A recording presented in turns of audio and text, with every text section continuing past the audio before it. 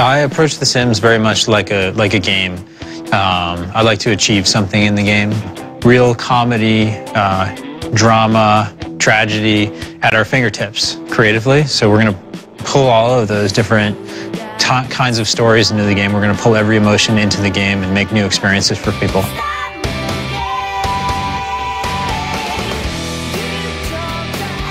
So we have really 4 different kinds of players, and we have people who like to tell stories in the game, we have people who like to build in the game, we have people who like to make bad things happen to people in the game, we call them deviants, and then we have people who really are excited about achieving something in the game, and that's me. I love to go into the game and try to, make my sim have the best possible life, try to maximize everything.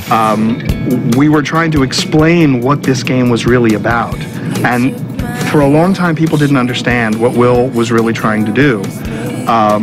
Will's original idea was that it was a game about architecture. Right. And he loved the idea of Maslow's hierarchy of needs, which is a description of how the more basic needs of a human being will have to be satisfied before the next needs could be satisfied. So at the very bottom you have, food and energy, and then above that you would have clothing and then shelter, and then eventually up there you would get things like fun and love.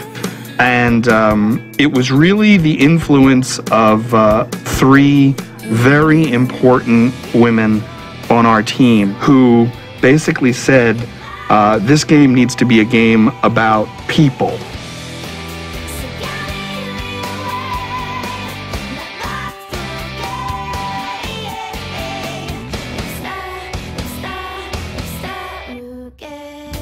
It's funny, very early on in the game, if you're familiar with the game, you know that there are 3 modes to the game, and the original names of those modes were people, architecture, and objects. They were nouns.